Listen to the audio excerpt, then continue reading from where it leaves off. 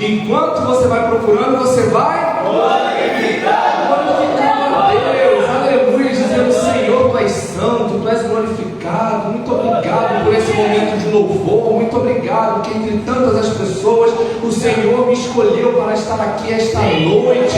Quantos gostariam de estar, mas não estão? Então, muito obrigado. Vai procurando e vai se relacionando com o seu Deus, meus irmãos. Lucas capítulo 1. Quem achou, diga amém. Amém. Vamos ler do versículo 5 até o versículo 14 de maneira atenciosa, que diz assim: o título, o epígrafo, o anúncio do nascimento de João.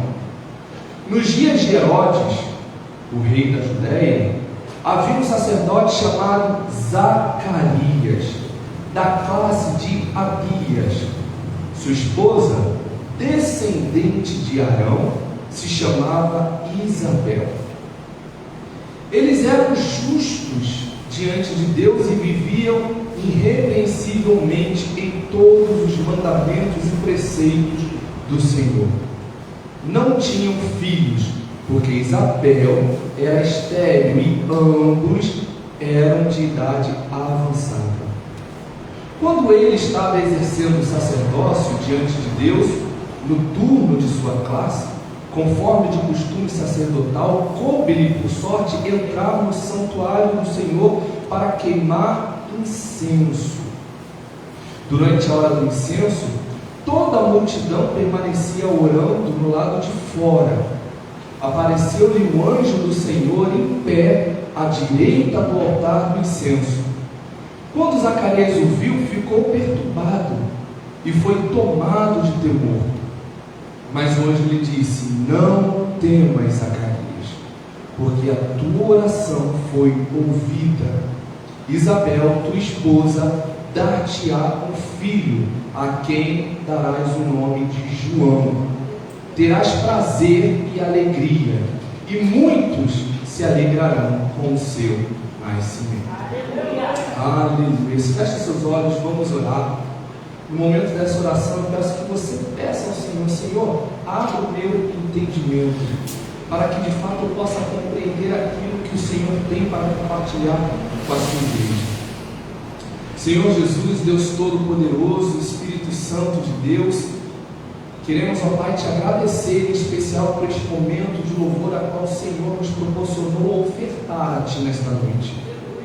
Senhor, nós te louvamos, nós te glorificamos justamente com a intenção de que a partir de agora o Senhor possa falar com a tua igreja. mas falar não aquilo, ó Deus, que nós queremos ouvir, mas aquilo que o Senhor deseja falar à tua noiva. Afinal, nós somos a tua noiva, nós somos o teu corpo, e cabe a nós recebermos cada vez mais as orientações dos céus, através da tua palavra, para forjar o nosso caráter, para amadurecer o nosso caminhar, para somar a nossa fé e fortalecer, ó Deus, cada vez mais a nossa relação contigo.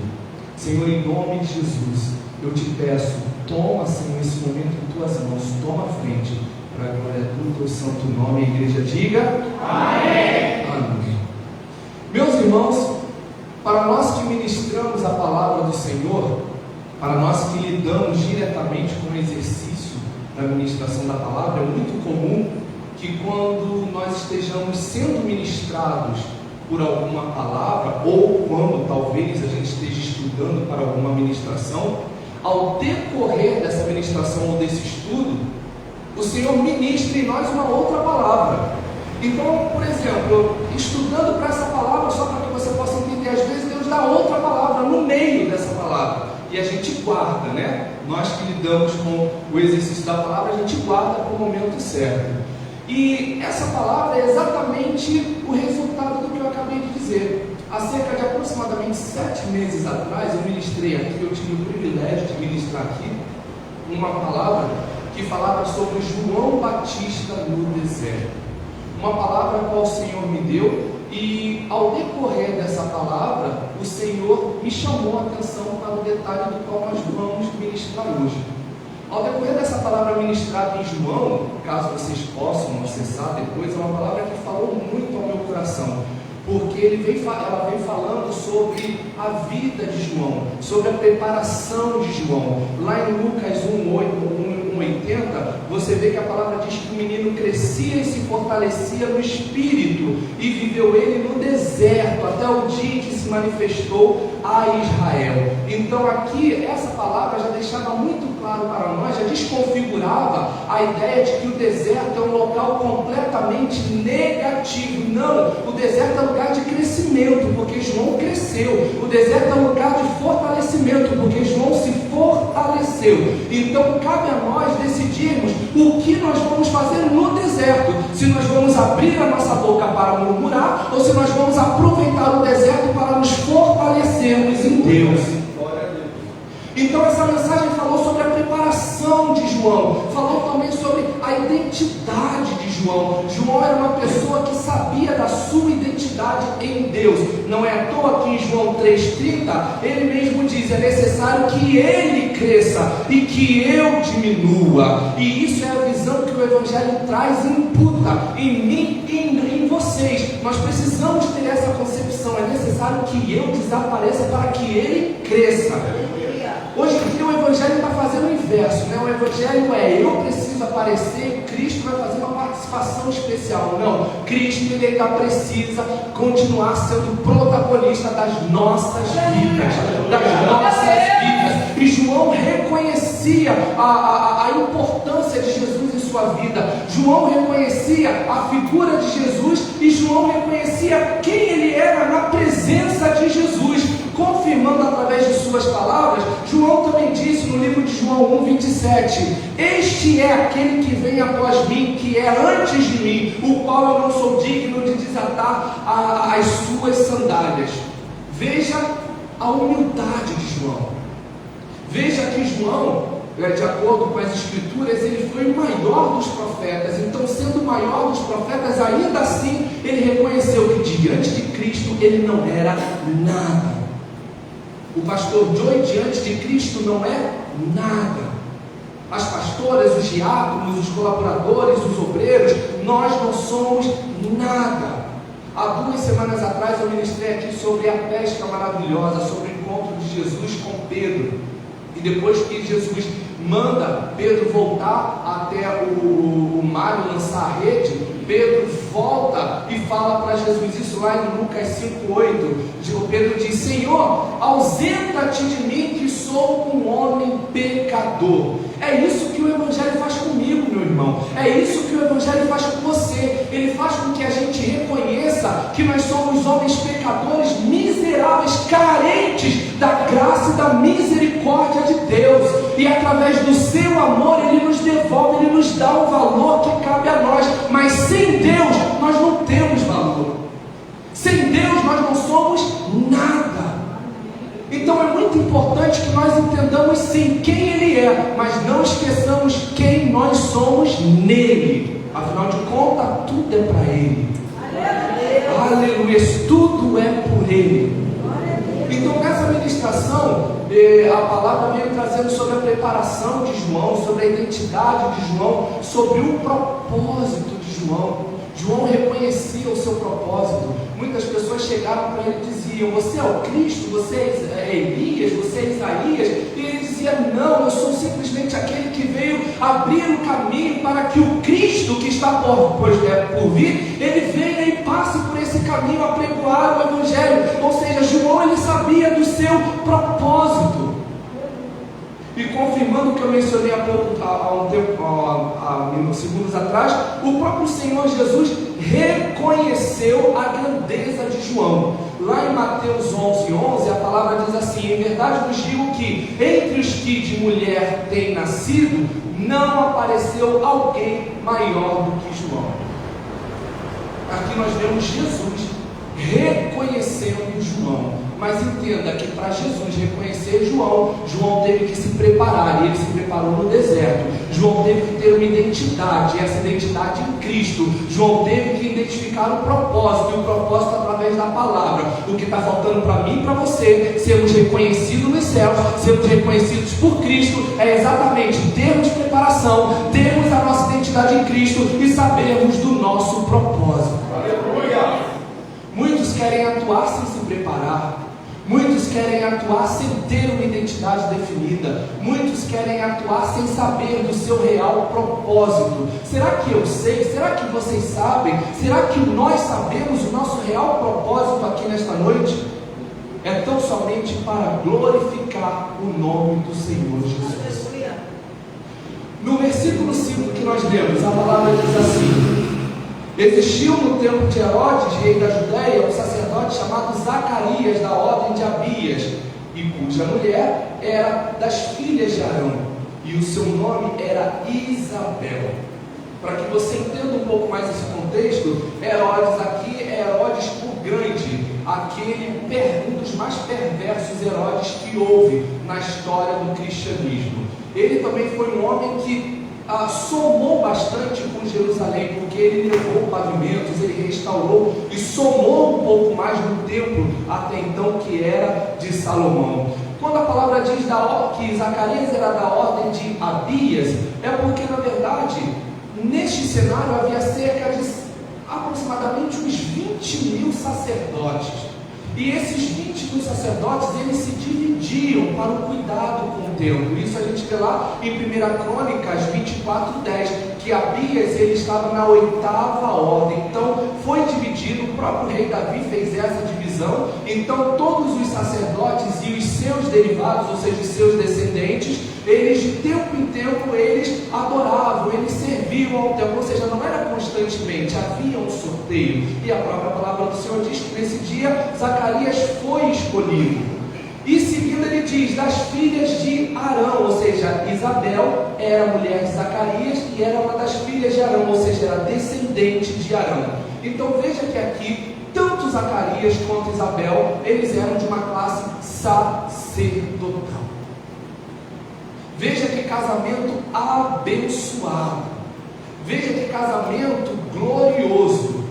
Isso chama a nossa atenção para as nossas relações, porque é muito bom nós termos do nosso lado alguém que tenha a mesma visão, alguém que pegue na mão, alguém que guerreie as mesmas guerras, alguém que debaixo de sol, debaixo de chuva, esteja do teu lado compreendendo aquilo que Deus te deu. Então para Isabel não era sacrifício nenhum ela estar do lado de Zacarias, porque Isabel também já vinha de uma linhagem sacerdotal. Então Isabel ela já tinha uma doutrina, Isabel já foi criada com aquele pensamento, com aquela devoção. Aleluia. No versículo 6 a palavra diz assim: e eram ambos justos perante Deus, andando sem repreensão. em todos os mandamentos e preceitos do Senhor, e não tinham filhos, porque Isabel era estéril, e ambos eram avançados de idade.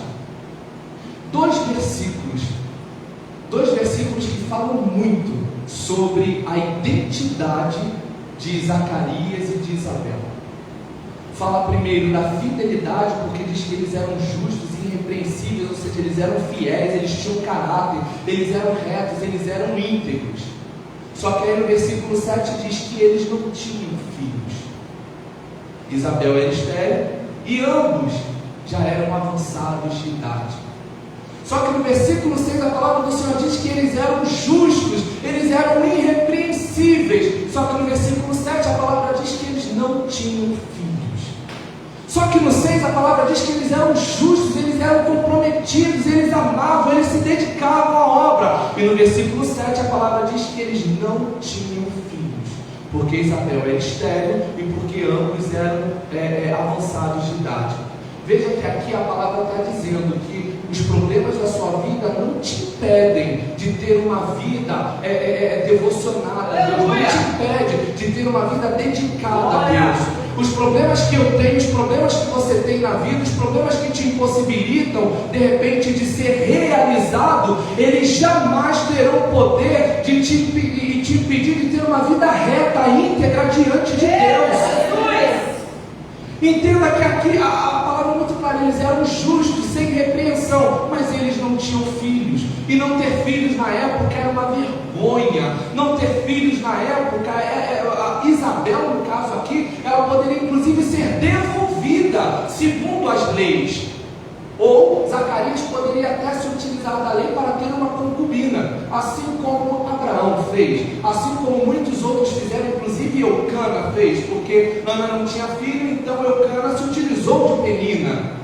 Então Zacarias poderia muito bem ter aberto, ter deixado Isabel de lado. Não, mas Zacarias optou em ficar ao lado de Isabel e honrar a sua mulher. Veja que essa palavra ela traz um peso meio que eclesiástico, inclusive, porque muitos de nós, na condição de pastores, presbíteros, diáconos, obreiros, cooperadores, muitos de nós muitas das vezes deixamos de ter uma vida reta, uma vida íntegra, justificando o fato de não termos algo, de termos algumas frustrações em nossas vidas. Zacarias e Isabel, eles tinham uma vida religiosa bem sucedida, mas dentro de casa eles tinham um ventre cerrado, eles tinham uma mulher estéril, mas nem por isso eles deixavam de adorar a Deus. Só que o que a gente mais vê hoje em dia são oficiais, são pessoas envolvidas com a obra, assim como Zacarias era, justamente se deixando levar pelas frustrações da vida. Porque eu não tenho emprego, porque eu não tenho carro, porque eu não tenho relacionamento, porque o meu relacionamento está frustrado, porque a minha saúde está debilitada, porque ninguém olha para mim, porque ninguém me dá oportunidade, porque a pastora não olha para mim, porque eu fui excluído do grupo. Nós precisamos ter a maturidade de Zacarias. E que maturidade é? Eu tenho uma mulher estéril em casa, mas eu tenho um Deus que precisa ser glorificado. Aleluia! A necessidade de Isabel não impedia a Zacarias de colocar Deus no seu lugar de prioridade. Zacarias entendia: eu tenho uma necessidade em casa, mas na igreja eu tenho minha prioridade. Eu tenho a minha prioridade. Eu preciso colocar Deus no lugar que lhe é devido, e Ele é a minha prioridade. Independente dos problemas que eu tenha, independente dos problemas que vocês possam ter, e todos nós temos muitos problemas, mas nós precisamos entender que necessidade é diferente de prioridade. Necessidade todos nós temos, mas não podemos colocar a nossa necessidade em cima da prioridade que é Deus. Não é à toa que o próprio Cristo disse: buscar primeiro o reino dos céus. Ele está dizendo: a prioridade não é nada da terra, é no céu. Então busque primeiro o que está no céu. Busque primeiro o que está no céu. Zacarias e Isabel, eles foram professores a nos ensinar a lidar com as frustrações. Frustração, o que é frustração? É um sentimento de impotência. É quando você investe e não tem o devido resultado. resultado. É quando você acredita e nunca consegue ver a grande realização daquilo que você sempre sonhou, seja um casamento, seja um filho, seja uma promoção, seja até mesmo na vida ministerial, e com o passar do tempo você não vê tudo aquilo acontecendo, você não vê que nada está acontecendo, nada está fluindo, e você acaba deixando aquilo entrar no seu coração, te entristecer, até porque a palavra diz que a promessa tardia adoece o coração, e isso é fato, mas tão fato quanto a promessa tardia adoece o coração, é que a palavra de Deus é a cura, a palavra de Deus é o remédio. Se você está se sentindo abalado, se você está se sentindo frustrado, se você está se sentindo decepcionado, se você está se sentindo machucado, esse é o remédio para a tua alma, esse é o remédio para o teu espírito, esse é o remédio para o teu coração. Aleluias, aleluias. E Zacarias e Isabel entendiam muito isso, tanto é que Zacarias deixou a necessidade em casa e foi se envolver com a prioridade. Foi se envolver com a prioridade. Aleluia. Aqui eu vejo Zacarias lembrando o que estava executando, melhor dizendo, o que está escrito lá no livro de Abacuque, capítulo 3, versículo 17 e 18. Esse é um texto muito conhecido que diz: porque ainda que a figueira não floresça, nem haja fruto na vide, ainda que decepcione o produto da oliveira, e os campos não produzam mantimento, ainda que as ovelhas das malhadas sejam arrebatadas, e nos currais não haja gado, todavia eu me alegrarei no Senhor, exultarei no Deus da minha salvação. Aleluia. Abacuque está dizendo: ainda que nada dê certo na minha vida, eu não vou deixar de adorar, ainda que nada dê certo na minha vida, eu não vou deixar de me regozijar na presença do Criador, daquele que é misericordioso, daquele que nem sequer precisava ter olhado para mim, mas me olhou, me tirou da lamação do pecado, me limpou, me reconfigurou para que hoje eu louvasse e adorasse a sua vida, não por aquilo que Ele faz, mas por aquilo que Ele é, por aquilo que Ele é, por aquilo que Ele é, aleluia, por aquilo que Ele é. Nós precisamos estar envolvidos na obra por aquilo que Ele é. Eu entendo que muitos de nós viemos para Cristo por conta daquilo que Ele faz. Existe sim, isso é fato. Muitos de nós, a grande maioria, buscou a Deus de imediato por aquilo que Ele faz, isso é fato. Muitos de nós precisávamos de uma cura, muitos de nós precisávamos de uma porta aberta, muitos de nós precisávamos de uma restituição familiar, e Deus, em graça e misericórdia, Ele atende às nossas necessidades, uma vez que nós o coloquemos como prioridade. Só que o que nós mais vemos é que depois que Deus nos ouve, depois que Deus nos responde, com o passar do tempo, nós nos afastamos, nós deixamos de buscá-lo com aquela intensidade, nós deixamos de adorá-lo com aquele fervor, nós deixamos de atuar na obra com aquela animação, com aquele zelo, com aquele amor. Isso é o que falta em mim e em vocês, é entender a significância de Cristo em nossas vidas.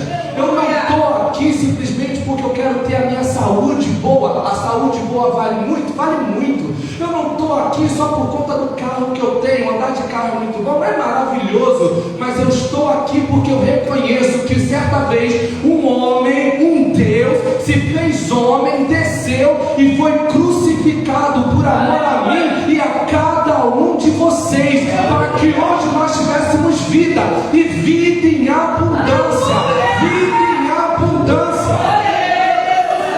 Isabel era estéril, e ambos eram avançados de idade.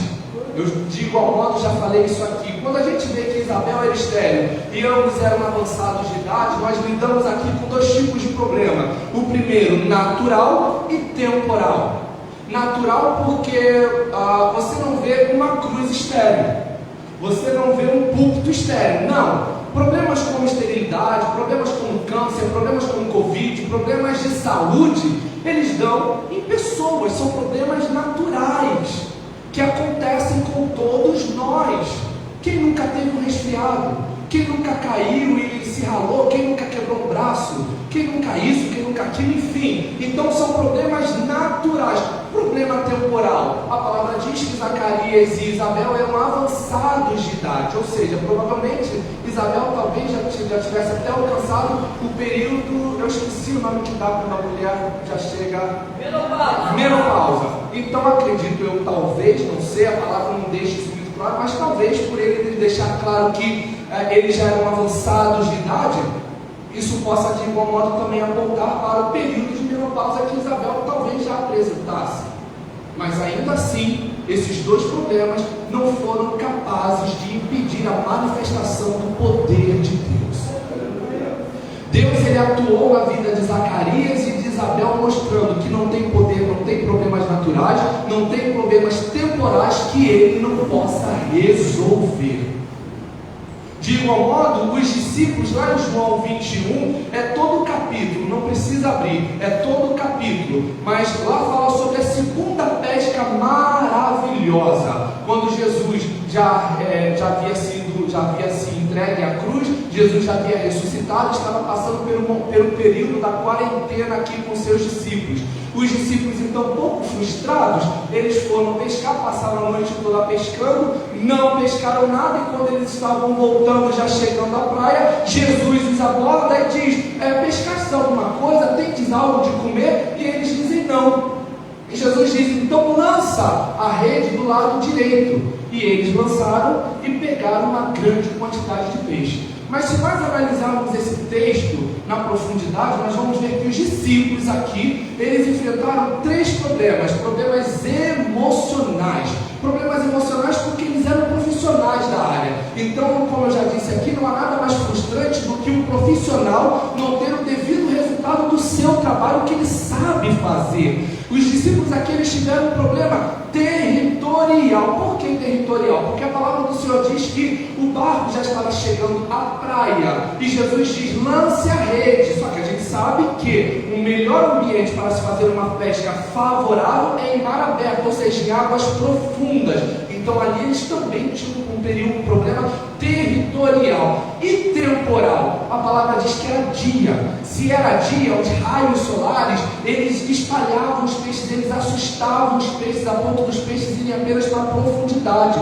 Por isso que o melhor horário, eu não sou pescador, mas o melhor horário para se pescar é o período da madrugada em mar aberto, ou seja, em mar profundo, onde os peixes saem da profundidade e vêm para a superfície. Então veja que os discípulos, de igual modo, eles tiveram três problemas: emocional, territorial e temporal, mas todos eles resolvidos com o poder da palavra de Jesus, quando Jesus diz: lance a rede do lado direito. E estudando para essa palavra, você que riu para mim, da primeira pesca para a segunda pesca, eu vejo algo maravilhoso que Deus me atentou agora.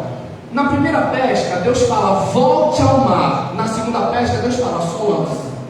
Só lança, só lança, só obedeça, só lança. Aonde você está, só lança do lado direito, só obedeça. Não precisa nem voltar para onde você estava, porque eu tenho tanto poder que eu sou capaz de fazer surgir peixe aí onde você está. Então hoje, aleluia, Deus está falando. Aleluia, Deus está falando. Não importa o problema que você esteja passando, seja natural, temporal, emocional, territorial, todos os problemas da sua vida podem ser resolvidos mediante a obediência. A obediência, a obediência. Aleluia. Versículo 8: e aconteceu que, exercendo ele, Zacarias, o sacerdócio diante de Deus, na ordem de sua turma, como eu mencionei lá no começo da palavra, segundo o costume sacerdotal, coube-lhe em sorte entrar no templo do Senhor para oferecer incenso. Para nós que lidamos um pouco mais com a palavra, que estudamos, a gente sabe que o incenso, ele aponta para louvor. Então, Zacarias, ele estava indo para o templo para louvar a Deus. Zacarias estava indo para o templo para oferecer incenso. É por isso que na maioria das vezes nós em oração a gente fala: Senhor, receba a minha oração, receba o meu louvor como incenso suave em suas narinas. É porque o incenso, dentro ali daquele âmbito religioso, dentro do templo, ele representava o louvor, era aquilo que era queimado e Deus recebia. Só que hoje em dia, quando a gente fala de louvor, a gente atrela muito ao que acontece aqui, antes da pregação, ao período musical, e não deixa de ser, de certa forma, também é um período de louvor. Só que quando a gente fala de louvor, verdadeiramente na palavra, a gente está falando de testemunho, porque o verdadeiro louvor a Deus não é o que acontece sobre o púlpito, é o que acontece abaixo do púlpito. É a nossa vida, é o nosso cotidiano, é como nós nos comportamos com os nossos amigos, nossos familiares, com os nossos irmãos dentro da própria igreja. Será que eu, será que vocês, será que nós temos louvado a Deus através do nosso testemunho? A palavra do Senhor diz em Romanos 4:20, na parte B, que Abraão era fortalecido enquanto glorificava a Deus. Mas espera aí, que glorificação era essa? Será que Abraão andava aí pelas ruas dizendo glória, glória, glória, glória a Deus? Não, meus irmãos. Quando a palavra do Senhor diz que Abraão era fortalecido quando glorificava a Deus, a palavra está dizendo: Abraão era fortalecido quando dava o bom testemunho. O bom testemunho. Aleluia. Será que nós temos dado o bom testemunho?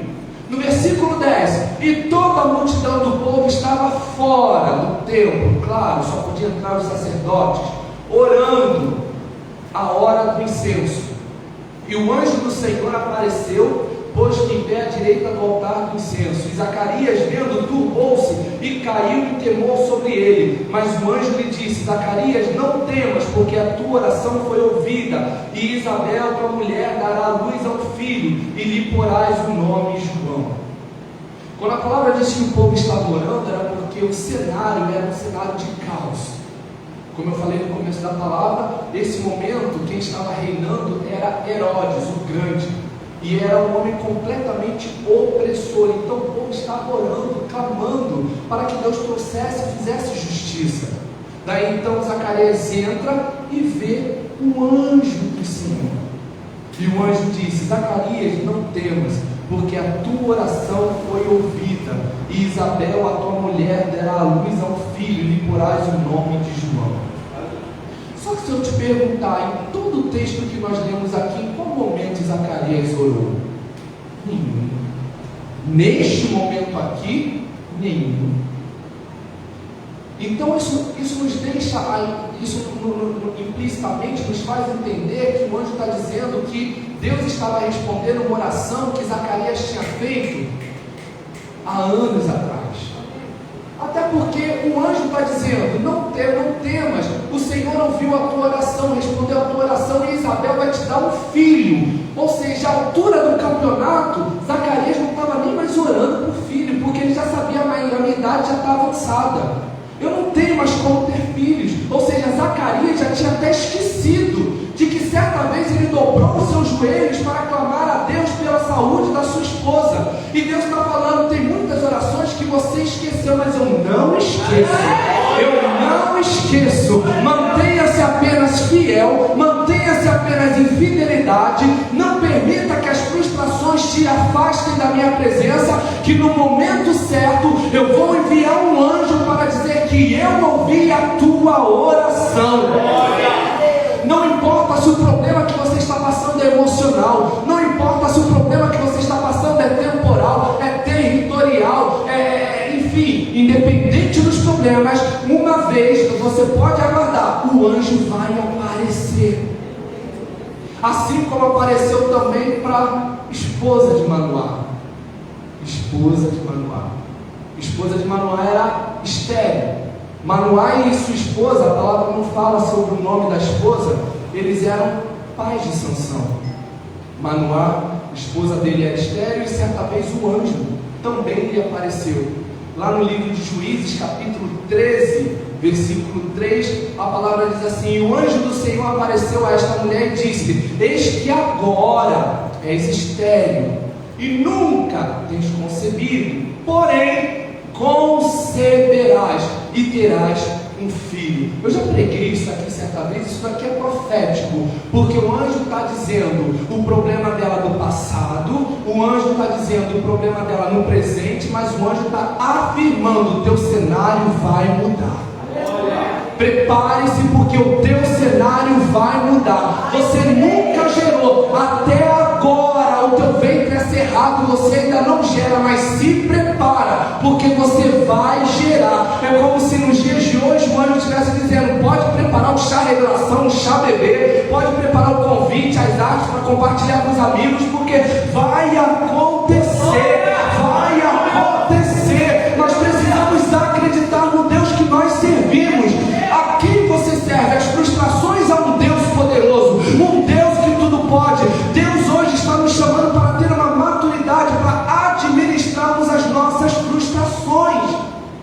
Isabel e Zacarias, eles eram frustrados, eram de uma linha sacerdotal. Zacarias lidava diretamente com o templo, mas lá em casa tinha uma mulher estéril, era frustrado, era abençoado, mas era frustrado, assim como eu, assim como você. Se eu perguntar aqui quem nunca teve ou quem nunca tem uma frustração aqui, ninguém vai levantar a mão. Não é possível que todos nós sejamos 100% realizados. É um diploma que nunca chegou, é a casa própria que nunca aconteceu, é a saúde que nunca foi restabelecida por completo, é o relacionamento com os pais, é o relacionamento com os irmãos, com os amigos, até mesmo na vida ministerial. Nós lidamos com pessoas frustradas o tempo todo, mas o que eu, o que vocês, o que nós fazemos com a nossa frustração? Será que a gente senta e pede a morte como Elias fez? Será que a gente entra na caverna como Elias fez? Deus está falando: aprenda a administrar a sua frustração, para que ela não te domine, para que ela não te leve à morte. Aleluia! Para que ela não te leve à morte. Zacarias, não temas. Quando ele diz não temas, é porque Zacarias, quando teve aquela visão, ele ficou completamente perturbado. E não é para menos.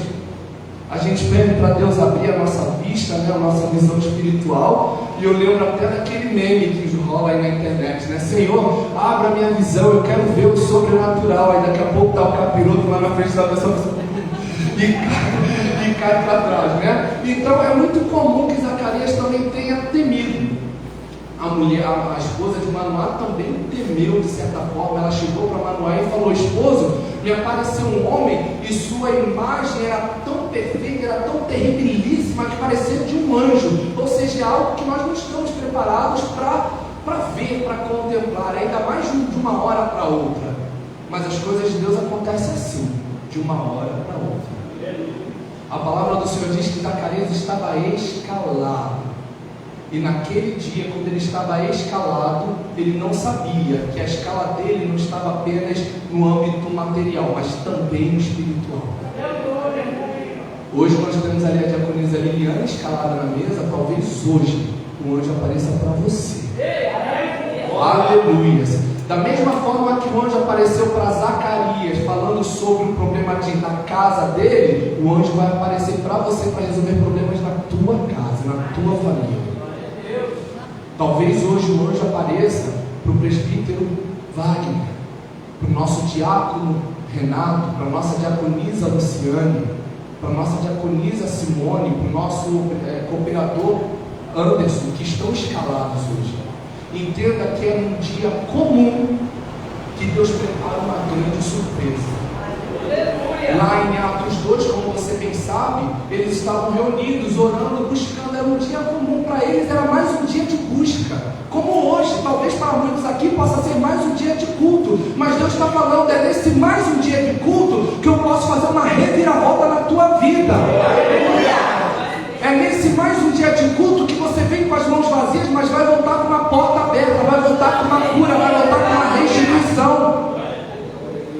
Aleluia! Zacarias estava escalado. E quando eu disse que essa palavra de certa forma tem um peso eclesiástico, é para que nós também saibamos a importância de estarmos envolvidos na obra. Independente dos problemas que nós possamos ter, nós precisamos cumprir compromisso. O compromisso não é com a igreja Casa de Oração Nova Aliança. O compromisso não é com a pastora Lúcia, com a pastora Bel, com o pastor Júlio. O compromisso é com Cristo.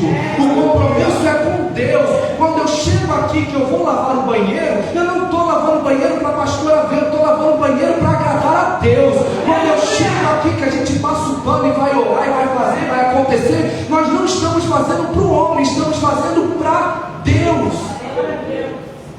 Aleluia! E no versículo 14, para encerrar, a palavra diz assim: terás prazer e alegria, e muitos se alegrarão no seu nascimento. O anjo está dizendo: você esperou tanto, e você acha que agora receber a bênção não vai valer a pena, porque você não vai ter como curtir, você não vai ter como aproveitar. Mas se prepara, porque o que Deus vai fazer na tua vida é tão grande que você sequer um dia vai se lembrar de um dia ter sido frustrado. A alegria será tão grande na sua vida que você vai esquecer que um dia você chorou por este motivo. A alegria será tão regozijante na tua vida que você vai esquecer que um dia você passou madrugadas clamando, chorando. Deus está falando: apenas creia. Apenas creia. Não permita que essa frustração te tome. Não permita que essa frustração te pare. Faça como Zacarias e Isabel, que mesmo frustrados não deixaram de ser justos e íntegros na obra do Senhor. Amém? Até aqui o Senhor me deu. Que o Senhor seja levado, exaltado, enaltecido. Aleluia. Você não pode se preparar?